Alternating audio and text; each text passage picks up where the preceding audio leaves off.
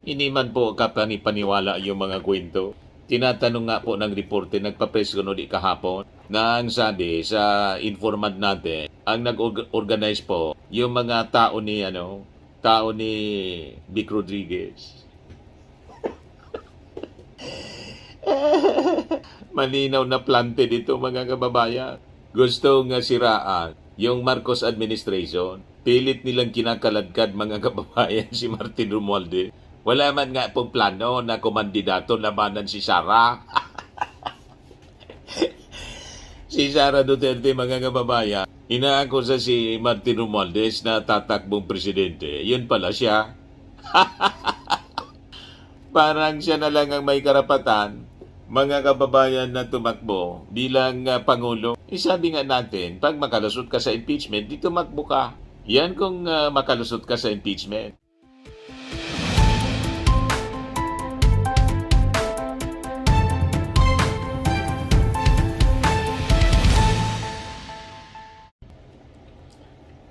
Hello po mga kababayan, si Dante Maravillas. O yung mga ex-Marites, 18 ex-Marites, marinsa niya Mr. Maravillas. Sabi kasi po, Marites man lang, mas bagay na tawaging Marites kaysa mga Marines.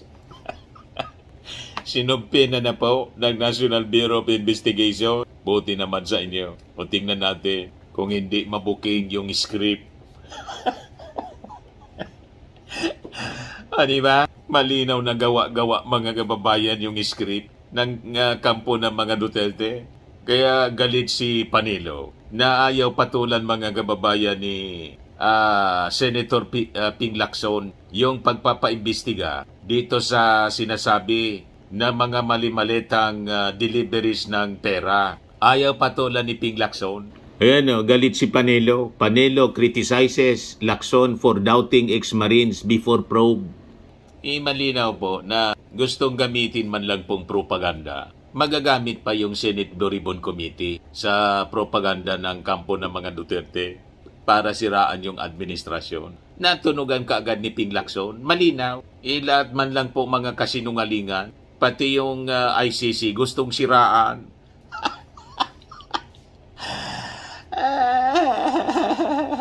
O ngayon, sinumpi na po ng National Bureau of Investigation. O, tingnan natin kung mag-appear sila. Ayan o. NBI subpoenas 18 alleged ex-Marines over bribery claims. Hindi kayo dito lulusot kay bagong NBI Director Attorney Melvin Matibag. So sabi dito sa balita mga kababayan ng Inquirer, nagpalabas na niya kami ng subpoena dito sa mga Marines, alleged former Marines, who accuse several former and current government officials of receiving either a suitcase, a bag, or a paper bag full of cash. Hindi man po kapani-paniwala yung mga kwento. Tinatanong nga po ng reporter, nagpa-press ko di kahapon, na ang sabi sa informant natin, ang nag-organize po, yung mga tao ni Vic Rodriguez. Malinaw na planted ito mga kababayan. Gustong siraan yung Marcos administration. Pilit nilang kinakaladkad mga kababayan si Martin Romualdez. Wala man nga pong plano na kumandidato labanan si Sara. Si Sara Duterte mga kababayan, inaakusa si Martin Romualdez na tatakbong presidente. Yun pala siya. Parang siya na lang ang may karapatan, mga kababayan, na tumakbo bilang Pangulo. Sabi nga natin, pag makalusot ka sa impeachment, di tumakbo ka. Yan kung makalusot ka sa impeachment. Ngayon na may pinadala na pong notice yung Congress. Ayan House panel serves impeachment notice to VP Sara para sagutin niya yung mga akusasyon. At sabi mga kababayan, yung bank accounts niya isusubpena. Ito yung sinerve na notice ng Committee on Justice mga kababayan. Dapat mag-file siya ng verified answer to the aforementioned complaints within a non-extendable period of 10 days, calendar days from the receipt of this notice. Sabi po ni Sabi ng Committee on Justice na pinamumunuan po ni Batangas Representative Gerbil Jinky Luistro. Kaya ngayon si Luistro target ng mga paninira ng kampo ng mga DDS.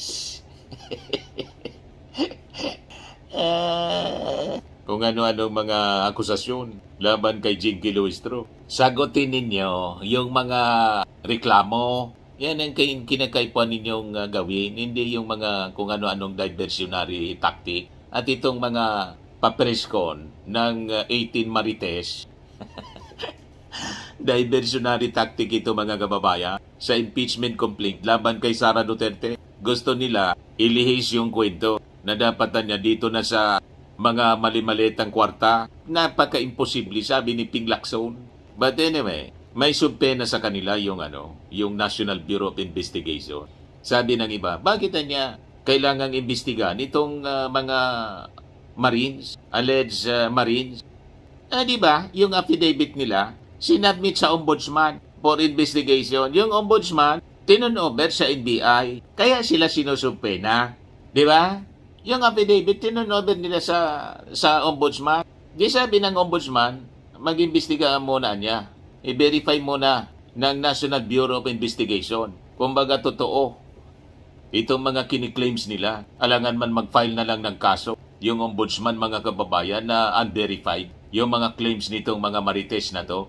Marines pala, Marines, ex-Marines. Na ang sabi nga po, mga kababayan ni Boyeng Rimulya, 6 daw sa 18 mga ex-Marines, may mga kaso itong murder. Itong ginagamit nila, may mga pangangailangan din. Siguro siyempre ito kasi na-discharge ito sa trabaho. Kaya nangangailangan ng hanap buhay. Biglang tinap ni Mike Defensor at ni Atty. Libby Baligon. Alangan man wala.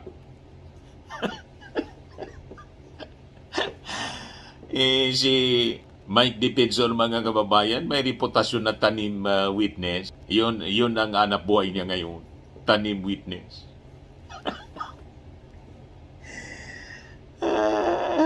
At si Atty. Baligon, malinaw na DDS, hardliner na DDS. Planted lahat, mga kababayan. Kaya sabi ni Matibag, we were deputized by the Ombudsman para mag-imbestiga niya. On Thursday, Ombudsman Jesus Crispin Rimulya said that the 18 alleged former Marines were acting for political effect, saying that while several signatories are no longer in active service, 6 were charged with murder. Sa kabagaan ni Mr. Maravillas, puro niya may masamang records itong mga ginagamit ng kampo ni Sara. Magkatapos, si Ramil Madriaga mga kababayan may banta sa buhay. Kaya nga sabi ni Congressman Joel Chua, pag nag-testifian niya, tinatawag namin, kasi yung affidavit ni Ramil Madriaga, parte na siya ng 4th impeachment complaint laban kay Sara Duterte. So, i-request namin na si Madriaga para masigurong hindi masingitan, baka ma-eliminate, madisgrasya. So, abangan niya, ginagawa yung impeachment, dito na muna niya siya sa custody ng Congress, sabi ni Joel Chua. So sabi dito, recently lawyer Libito Libby Baligon introduced the 18 persons as former Marines who claim to have served as bagmen in delivering 805 billion in purported kickbacks from anomalous flood control project. Pag pinakinggan mo yung kwento, mga kababayan nitong mga ex-Marines, talagang kaduda-duda na propaganda. Malinaw po, hindi na daw sila nakatiis dahil sa korupsyon na nangyayari sa gobyerno, kaya lumabas sila. Lumabas kayo kasi ginamit kayo ng kampo ng mga Duterte. Yan man lang yon para siraan yung ating Pangulo, siraan si Martin, yung Quadco members, pati yung ICC.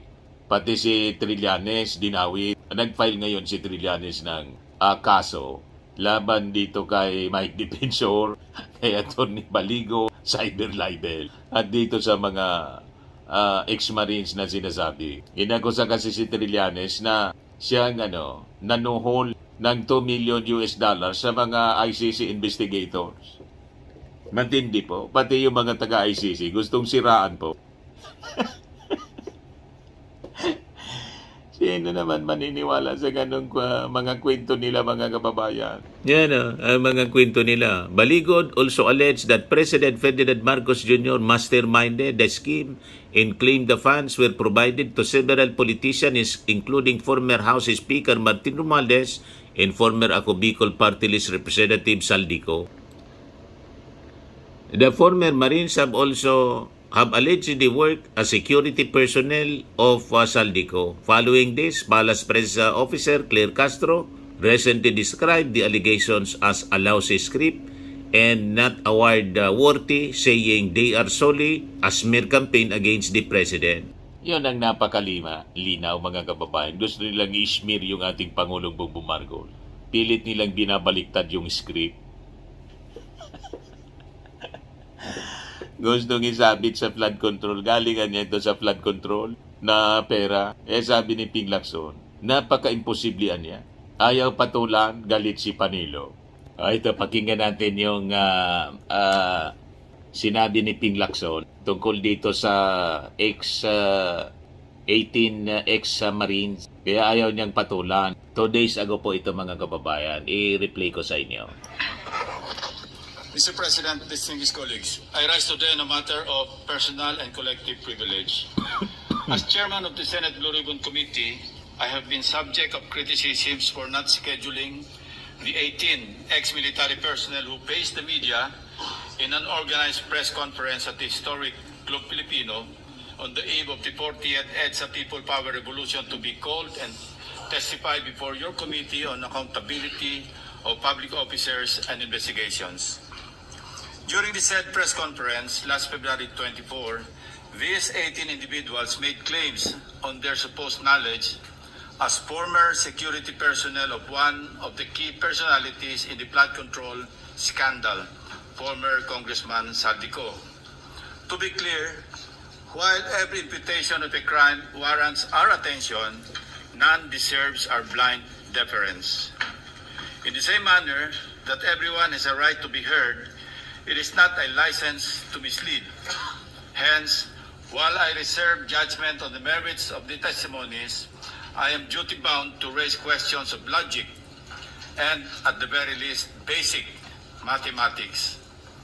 These are not intended to disparage the testimonies of the said individuals, but rather ensure that proper evaluation of the credibility and reliability of both the source or sources of the information and the information itself adhere to rational and logical standards of believability before we take appropriate action. Siguradong bibigyang kulay na naman ng mga trolls ang mga tanong na ito. Pero isipin na lang natin kung magagamit ang mga nasabing aligasyon bilang instrumento ng propaganda o anumang motibo, hindi ba dapat ay logical at mathematically possible man lamang ang mga akusasyon? If only for argument's sake, Mr. President, let us accept the statement of Attorney Levy Baligod last weekend that the 805 billion pesos in kickbacks did not come solely from flood control project appropriations, contrary to what was initially reported. Let us consider the available variables that must inform our analysis, Mr. President. As earlier computed by the late Senator Ramon Revilla Sr. and further corroborated by Mr. Curly Discaya during one of our BRC hearings, 1 million pesos approximately weighs 1 kilogram. Basically, this means that the 2 executive assistants of Saldico, assisted by 18 ex-military personnel and other unnamed personalities, received, unloaded, repacked, and reloaded and moved 805,000 kilograms or 805 metric tons in paper bills over a certain period of time. And this does not include yet the weight of the packages themselves.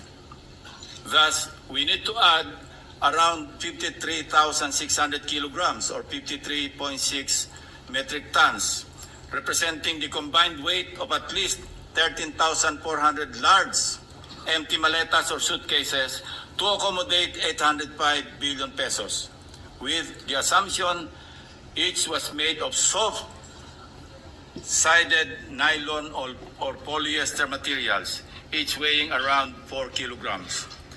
Let's try to imagine the processes involved in the preparation and distribution of this cash. Suppose that the executive assistants or trusted personnel of Saldico, named Mark Tiksay and Paul Estrada, processed 500 million pesos a day, working 24/7, 365 days a year, including unloading, counting, repacking, loading, and delivering the money. This would take 5.5 years or mid-2028. Physically Hindi pa sila impossible. tapos mag-deliver hanggang ngayon, Mr. President. If they started in 2023 or mid-2027, if they started as early as the second semester of 2022, when then Congressman Saldico took over the chairmanship of the House Appropriations Committee. Relatedly, one may still ask how such huge sums of money were physically collected and delivered to the residence of former Congressman Ko. To move this much wealth at a limit of 500 million pesos per day, you would need to make 1,610 deliveries to Saldico's Valle Verde 6 residence or somewhere else. Unloading, unpacking, repacking, reloading, and again delivering to different individual recipients. Even if they do it every single day of the year, it would take them 4.4 years to complete the 800 million peso Physically deliveries, impossible Mr. po. President. We can only imagine the logistical nightmare involved in the magnitude of the operations of former Congressman Saldico. By the way, following the joint narrative of the 18 security personnel, Based sa kwento magkano ang nila, natirang imposible kickback na magawa kay nila. Saldico? Zero? Sa dami ng Was he pera, just a messenger? 805 Nabanggit ng billion. 18 security personnel sa kanilang affidavit na ang bahay ni Congressman Saldico sa Valle Verde 6, Pasig City ay naging bagsakan ng cash kung saan din ginagawa ni Mark Tiksay, John Paul Estrada at iba pang empleyado ang pagbibilang at pag-impake ng mga ito sa iba't ibang lalagyan. Since former Congressman Saldico served as chairman of the House Appropriations Committee from July 2022 to January 2025, his supposed influence and access to the national budget, assuming he exercised full and unlimited control, were during the period 2023 and 2024 or for a full 2 years. We are also saying here that 85 billion worth of paper bills were in cash from our bank reserves over the years. According to a Bangko Sentral ng Pilipinas, the total physical cash in 2024, meaning the paper bills as well as coins that were currently held by the public and circulating in the economy, including those inside bank vaults, that year stood at 2.7 trillion pesos. That would mean that 400 billion or half of the 805 billion out of the 2.7 trillion pesos of physical cash of 114 Filipinos passed through a single individual, equivalent to around 15% of the total physical cash, both in circulation and those kept in all the bank vaults. Going back to the 805 billion pesos in totality, that was solely and exclusively at Saldico's disposal in 2023 and 2024. If we were to believe the 18 ex-soldiers, then those accumulated over the same period by personalities who are now facing plunder and other cases like the former DPWH officials, Roberto Bernardo, Henry Alcantara, Bryce Hernandez, etc. Contractors, etc. must be factored in to compute the aggregate total of absconded monies from the 2023 to 2024 GAAs. I raise this question to ensure that the testimonies withstand established facts and logic before we even invite them to testify Illogical before po. the Senate Blue Ribbon Committee. Yung claim nila. Pray tell, Mr. President, if their statements appear to be demonstratively false and physically impossible to accomplish, Physically wouldn't impossible. convening a hearing effectively validate and dignify this information? That is my question. Thank you, Mr. President. Madaling sabi, kung papatulan po niya, no, papatulan po ng Senate Blue Ribbon Committee yung pag-iimbestiga na malinaw na illogical and physically impossible yung claim nila. Nagpagamit lang at nasayang yung panahon. Nagpagamit lang sa propaganda ng mga Duterte ang Senado na yun man talaga yung intensyon nila. At madaling sabi, nagpaloko lang. Panlulokong malinaw ang ginagawa po ng kampo ng Duterte. So ayaw patulan ni Ping Lacson kasi pag pinatulan po, lalabas may na yung ulo ng mga senador. Pati yung Senado nabudol sa mga imposibleng claims nitong 18 Marites. Galit si Panelo. Malinaw yun ang intensyon niya, no? Ni Amy Marcos sa pag-file ng resolusyon. Huwag kami malinaw na budol. Anyway, mga kababayan, tama na yung National Bureau of Investigation ang magsagawa ng pag-iimbestiga. Anyway, yung kanilang affidavit, tinurn over ni Atty. Baligod sa Ombudsman.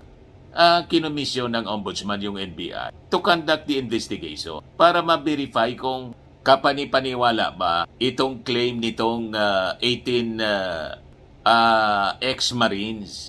Tama po? Huwag kami santamba kayong mga budol. Mandadamay pa. Sasayangin ninyo yung oras ng Senado. Kaya papaniwala dito sa mga tao ito. Okay pa? Ayan man lang yung ating short video. Ako po si Dante Maravillas. Bye-bye. God bless.